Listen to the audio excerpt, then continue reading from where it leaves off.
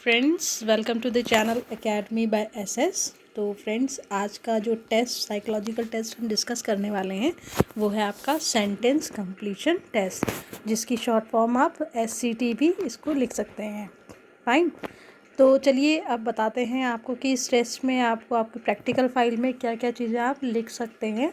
एक चीज़ पहले, practical start करने से पहले मैं आपको एक चीज़ बता देती हूँ कि देखिए, जो भी डाटा आपको इसमें मिलेगा ना, जो डाटा हमने इसमें मेंशन किया, हमने लिखा है, तो आप अपना डाटा जो है वो खुद का कलेक्ट कीजिएगा, तभी आपका रिज़ल्ट जो है वो प्रॉपर आ पाएगा और आपको खुद भी आपकी लर्निंग भी बढ़ेगी इससे। क्योंकि डाटा कलेक्शन, उसका इंटरप्रिटेशन वगैरह क्या है वो तो सब आपको मिल जाएगा यहाँ पर, कि इंटरप्रिटेशन किस तरीके से करना है, आपके एम्स में क्या लिखना है, इंट्रोडक्शन में क्या लिखना है, वो तो सब आपको यहाँ मिल जाएगा। बट आपको क्या करना है, डेटा जो है वो आपको अपना डेटा रखना है। राइट। तो चलिए स्टार्ट करते हैं सेंटेंस कंप्लीशन टेस्ट। तो जो सेंटेंस कंप्लीशन टेस्ट है, इसमें सबसे पहले आप एम लिखेंगे कि ये सेंटेंस कंप्लीशन टेस्ट का एम क्या है। तो सेंटेंस कंप्लीशन टेस्ट जो है, इसका एम होता है to assess the personality traits of subject through sentence completion test developed by Alan Dubey and Archana Dubey. तो यहाँ पर जो हम सेंटेंस कंप्लीशन टेस्ट ले रहे हैं वो हम मिस्टर एलन दुबे और अर्चना दुबे जी जो है इनका ले रहे हैं। मतलब इनके द्वारा जो सेंटेंस कंप्लीशन टेस्ट डेवलप किया गया है उसका हम यूज़ करेंगे सब्जेक्ट या जिसे आप पार्टिसिपेंट भी कह सकते हैं, उससे उसका डेटा फिल कराने में, और उसी के अकॉर्डिंग हम इंटरप्रिटेशन वगैरह करेंगे। तो ये सेंटेंस कंप्लीशन टेस्ट जो है वो आपका पर्सनालिटी ट्रेट जो है उनको एसेस करने के लिए यूज़ किया जाएगा। तो देखिए, इसके इंट्रोडक्शन में क्या क्या लिख सकते हैं। इंट्रोडक्शन में आपको जैसे दिख रहा है, क्योंकि ये पर्सनालिटी ट्रेट को एसेस करने के लिए यूज़ होता है, तो सबसे पहले आप मीनिंग ऑफ पर्सनालिटी लिख लेंगे। ये आपको यहाँ पर दिख रहा होगा, मीनिंग ऑफ पर्सनालिटी। फाइन। इसका आप स्क्रीनशॉट ले सकते हैं। मीनिंग ऑफ पर्सनालिटी हो जाएगा। उसके बाद आप कुछ ना डेफिनेशंस लिख सकते हैं पर्सनालिटी की, किसी ऑथेंटिक बुक से, या आपका जब भी आपके पास में मटेरियल अवेलेबल है साइकोलॉजी का ऑथेंटिक मटेरियल जो हो, उससे आप लिख सकते हैं। फाइन। तो कुछ आपकी डेफिनेशंस हैं ये आपकी किसकी, पर्सनालिटी की। फिर टाइप्स ऑफ पर्सनालिटी असेसमेंट हो जाएगा कि किस किस तरीके के पर्सनालिटी असेसमेंट आप कर सकते हैं। तो देखिए, इसमें आपका बहुत सारे आपके मेथड्स हो सकते हैं, जैसे आपका ऑब्जेक्टिव टेस्ट हो सकता है, direct observation of behaviour, personal interview हो सकता है, प्रोजेक्टिव टेस्ट हो सकते हैं। ठीक है ना। तो यहाँ पर जो है कि ये टेस्ट, यहाँ पर जो हम डिस्कस करने वाले सेंटेंस कंप्लीशन टेस्ट, तो ये बेसिकली आपका एक प्रोजेक्टिव टेस्ट होता है। तो इसलिए हम प्रोजेक्शन और प्रोजेक्टिव टेस्ट क्या होते हैं उनके बारे में लिख सकते हैं। ये देखिए, आपको दिख रहा है कि प्रोजेक्शन और प्रोजेक्टिव टेस्ट क्या होते हैं, इनके बारे में लिखा गया है यहाँ पर।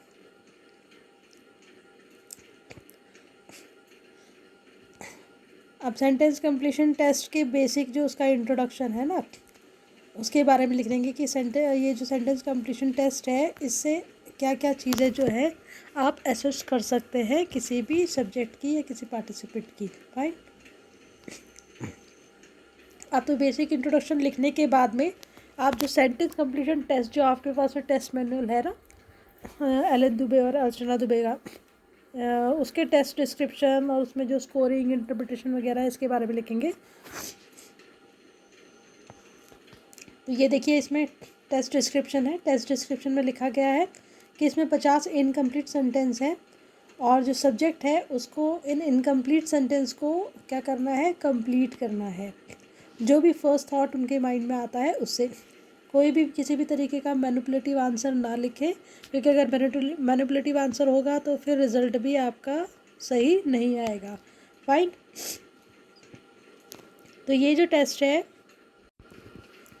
ये टेस्ट जो है वो बेसिकली क्या करता है, फ्रीडम, एक तरीके से फ्रीडम भी प्रोवाइड करता है। कि जैसे आपने देखा होगा, जनरली जो टेस्ट दिया जाता है सब्जेक्ट को, उसके ऊपर मतलब कुछ अगर आपको टेस्ट करना है किसी की पर्सनालिटी या किसी का इंटेलिजेंस, कुछ भी, कई टेस्ट ऐसे आते हैं जिसमें सिर्फ यस नो का ऑप्शन होता है ना। बट ये जो सेंटेंस कंप्लीशन टेस्ट है, ये अपनी बात को एक्सप्रेस करने की एक अपॉर्चुनिटी प्रोवाइड करता है सब्जेक्ट को।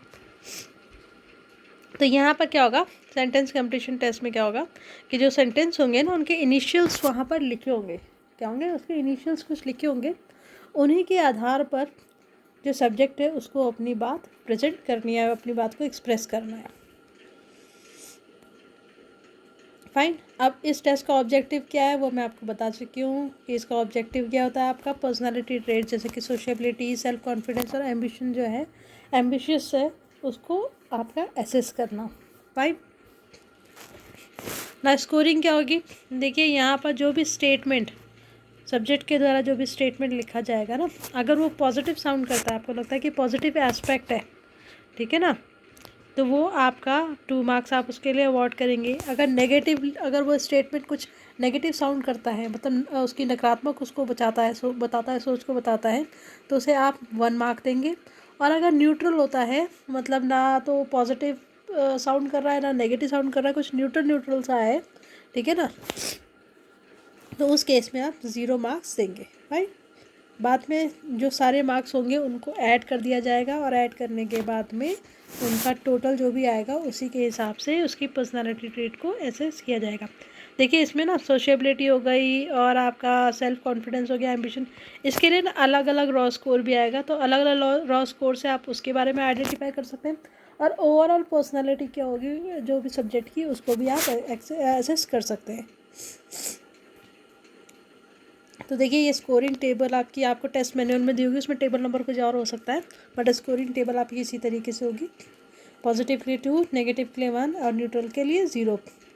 नंबर ऑफ स्टेटमेंट्स, ठीक है ना। अब देखिए ये जो टेबल, दूसरी टेबल है ना, ये आपको क्या दिखा रहा है कि स्टेटमेंट्स के नंबर दिखा रहा है कि कौन कौन से स्टेटमेंट जो है वो किस कैटेगरी में आएंगी। 3 कैटेगरी ना आपकी, सोशेबिलिटी, सेल्फ कॉन्फिडेंस और एम्बिशियस, ठीक है ना। तो इसमें आपका जैसे आपको दे रखा है ना, ये जो स्टेटमेंट नंबर है ना 1, 3, ठीक है ना, ये सारे 1, 3, 4, 7, 10, 11 ये आप देख सकते हैं स्क्रीन पे, ठीक है ना। ये और भी जो मैंने आगे लिखे उनको आप खुद देख लीजिएगा। तो ये सारे जो है टोटल इनका नंबर कितना है 15। तो ये 15 स्टेटमेंट जो है सोशेबिलिटी से रिलेटेड है। तो इसका मतलब अगर इसमें मैक्सिमम मार्क्स कितना दे सकता है, अगर पॉजिटिव स्टेटमेंट के हिसाब से काउंट करें तो ये हो जाएगा आपका ×2।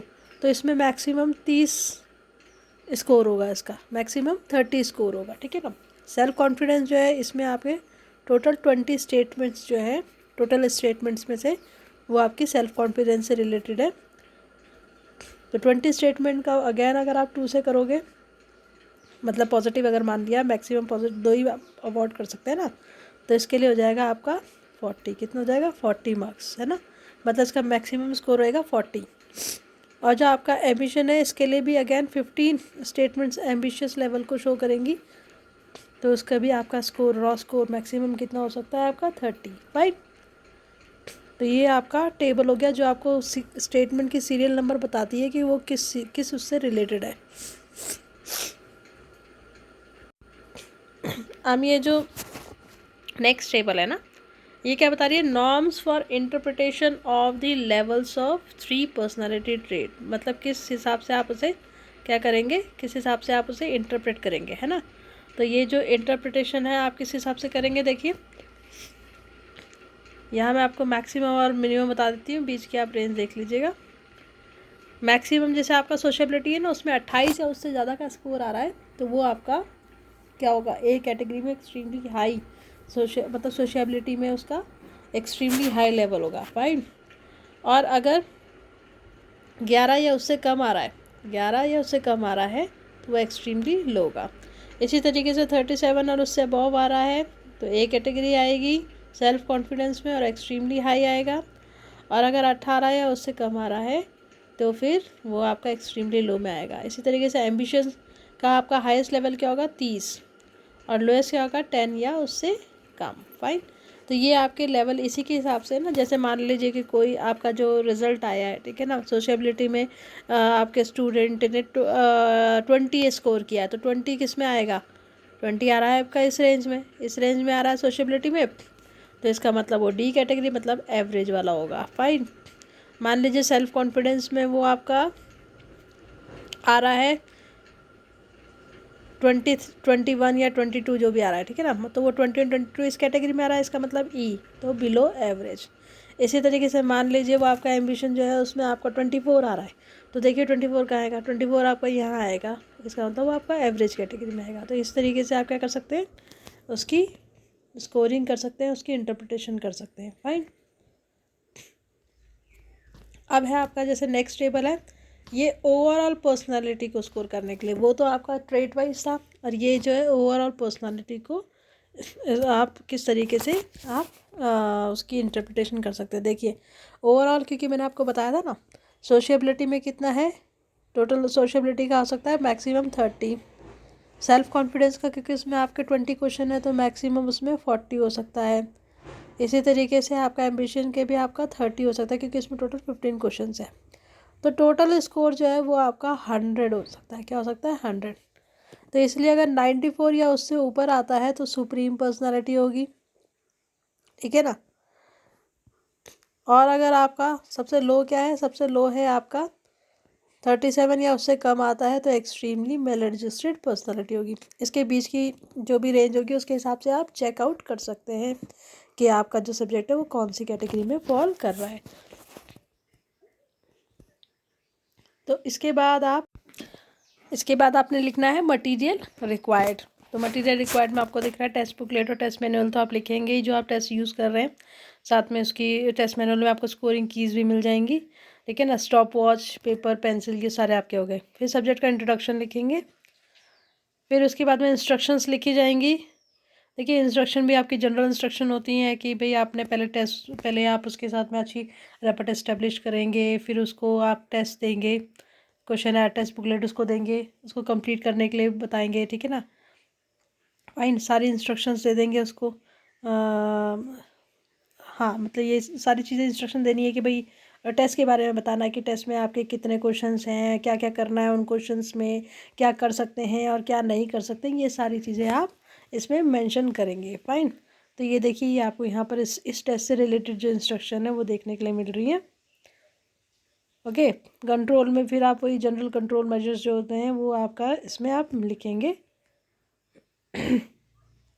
फाइन, प्रोसीजर भी आपका वही होगा कि जो प्रोसीजर आप फॉलो कर रहे हो उसको आपको लिखना है कि जैसे सबसे पहले आपके सब्जेक्ट को कंफर्टेबल किया, उसके साथ में आपने अच्छी रेपट इस्टेब्लिश की, फिर उसको इंस्ट्रक्शंस दी, ठीक है ना। जो इंस्ट्रक्शंस किससे रिलेटेड है आपकी, जो इंस्ट्रक्शन आपकी रिलेटेड है किससे, हाँ ये जो आपका टेस्ट है उससे, ठीक है ना। अब टेस्ट का इसके बाद क्या है, आपने एक बार जब सारी इंस्ट्रक्शंस उसको एक्सप्लेन कर दी ना, और उसके बाद में टेस्ट बुकलेट उसको दी जाएगी, उसको उसे कंप्लीट करने के लिए कहा जाएगा।